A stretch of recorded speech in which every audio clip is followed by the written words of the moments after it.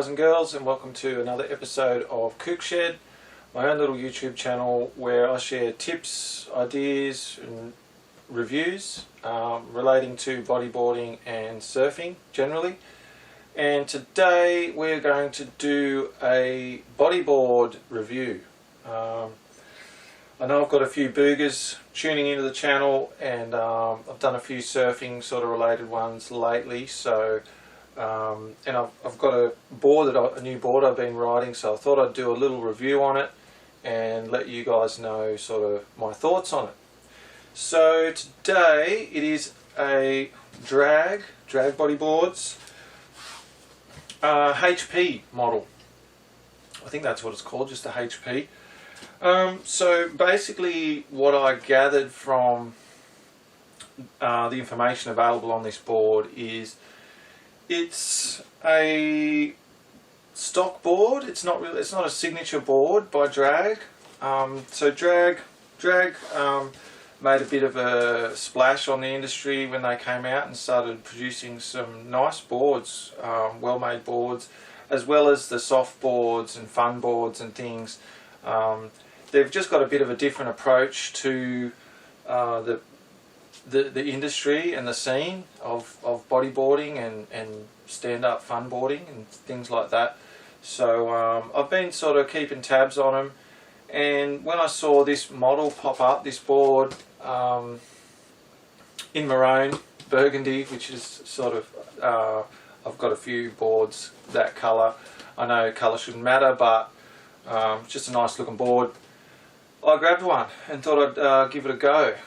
So although it's not a signature board by one of their riders per se, it was designed by a few of their team.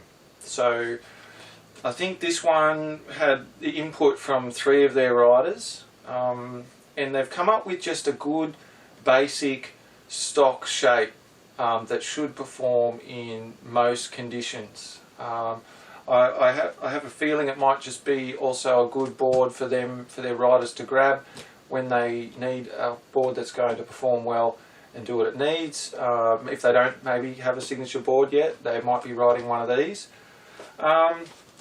So a few things drew me to this board, aside from the colour. It was the template. The template looked really nice. I looked at the template on the website, and it looked really nice. Now, I ride sort of prone and drop knee, so laying down and then getting up on the knee. And this template actually looked like it could do the job. So with a more versatile shape, you want the wide point sort of a bit further down the board than a prone shape. Like a board dedicated to prone riding usually has a wide point a little bit further up the board, whereas a versatile shape will have the wide point maybe a little bit further down generally. So that's the first thing that grabbed me. I also liked the fact that it has all the high performance features of a good solid board. So it's got Polypro core, 1.9 Polypro, which is sort of standard, and it's got a mesh bottom layer. So there's a layer of mesh between the core and the slick, which I believe helps with projection, and also helps keep the slick from creasing as easily. It's sort of like a reinforcement behind the slick. And it's also got a stringer as well, a stringer down the centre. So yeah, high grade materials. From what I've seen so far, the build quality is okay. I have heard rumblings that over time the boards don't hold up to constant abuse, and they might not be as well made as Versus Project and Science and that sort of thing. But that's just what I've heard. That's not what I've seen yet. Okay, so yeah, that's not my opinion on it. That's just what I've heard and sort of what I'm keeping an eye out for. It's got some nice graduated channels, nice and light, not too deep. so they release quite well, but they also give you hold and traction in the wave face when you need them. So they're sort of the ones I prefer. You know, I don't go for the really deep ones. That's just me personally. So these channels looked alright. I don't know if you can see there at all, but they're quite shallow. They're quite shallow channels, but they do the job nicely. You've got a clipped tail, clipped crescent tail. So that just means, you know, it's not a full crescent with points on the ends. They've clipped those. You've got tail pegs here, so it's basically a nice standard shape. Another thing I liked about it was the lengths that it's available in. So this board's a 42.5. I've mentioned this in other bodyboard reviews and things like that. I prefer 42.5 for my size and for the waves I ride. Generally, 42.5 just seems to suit me. And these boards were available in that length, which that was another thing that sealed the deal for me personally. What else we got? Sorry, not channels. The rails. The rails are another selling point for me. So instead of the older style 60-40, 60% rail, 40% chine. Chine is the bit that sort of connects the deck to the top of the rail.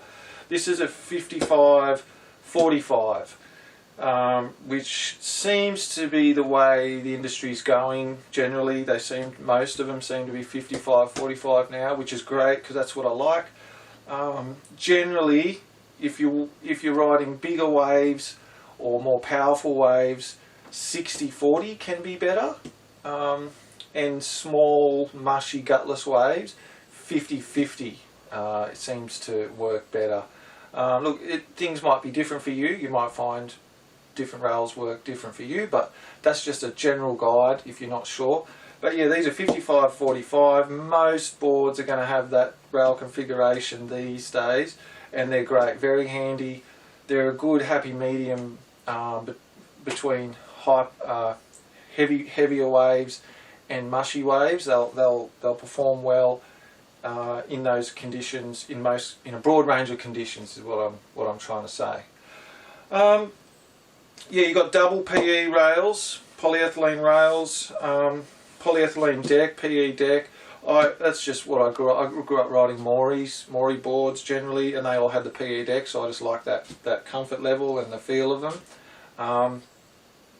They've got that was one thing as well. A lot of the drag boards had graphics on them, like they've got a lot of sort of tongue-in-cheek stuff going on with their branding, and you know, there's a lot of running jokes going on with their boards. There's a lot of, you know, flames and things like that, designed to be a bit of a piss take, but that sort of put me off. I know it shouldn't matter because it's all about what the board can do and how it rides in the waves, but when I'm laying out a lot of money, I sort of want it to look alright too.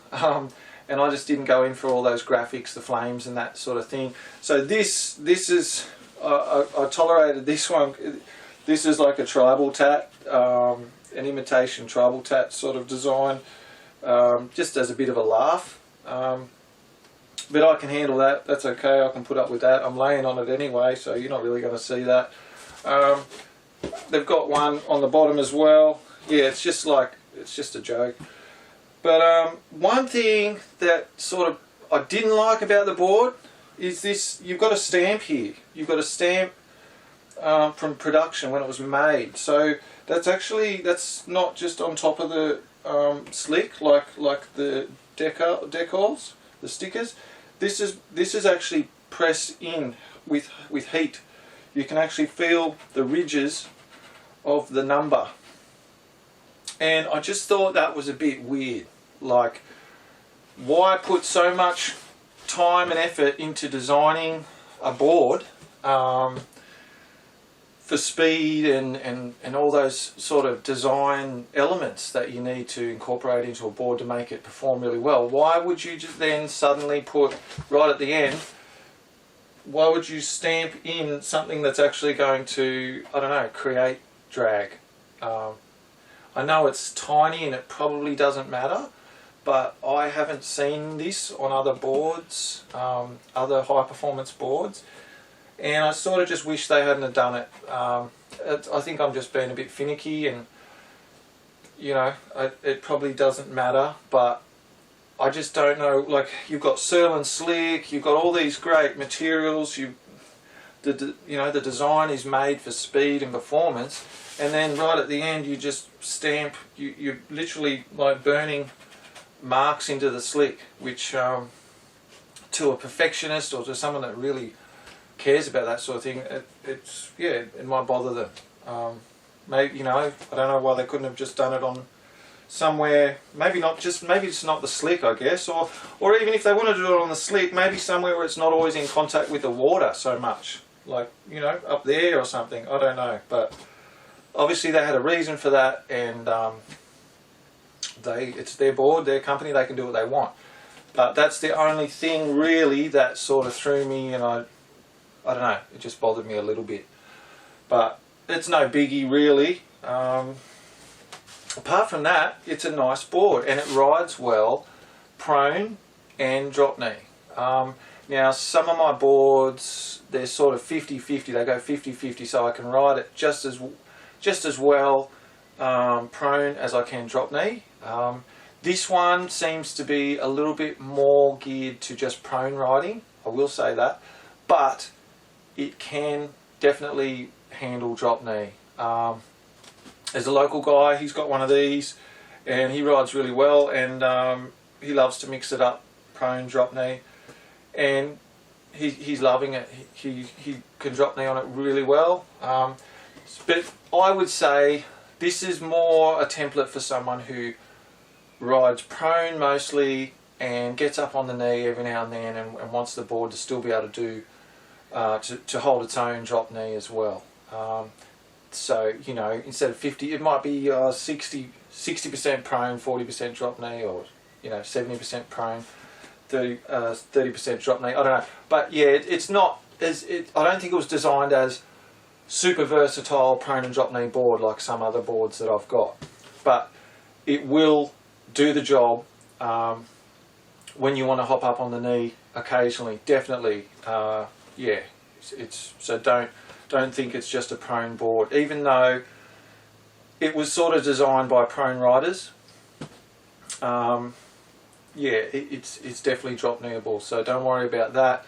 If you love to just get up on the knee every now and then on a wave that looks like it might be better drop knee, well then yeah, this board will handle it more than fine. So that's pretty much it. I'm happy with it. So much so that I actually bought another one, because when I find a board I like, if I see another one pop up cheap, and I can have it as a spare, or for when this one gets a bit worn out and soggy and doesn't flex like it used to just from use, I like having a backup one. So yeah, I picked up one cheap just off the second-hand market. It'd been, I think, ridden once, and so I keep that as my backup. And I've been enjoying riding this drag HP model. I don't know whether that's high performance. I don't know what it, knowing those guys, it could stand for something totally different. Yeah, in burgundy, black and white. There's other colours. I think there's a blue one as well. And every year I guess they'll come out with different colours. So yeah, impressed with it so far, and I'll give it the thumbs up. And hopefully it's helped you decide whether you want one or whether you are going to get one, or whatever you're thinking. So yeah, if you want to see more reviews like this, ideas and tips related to bodyboarding and surfing, hit subscribe. If this was helpful to you, or if you liked the review, just hit like so I sort of know what's going on with what people like. And yeah, hopefully I'll see you here next time on Kook Shed. Thanks for dropping in. Catch ya.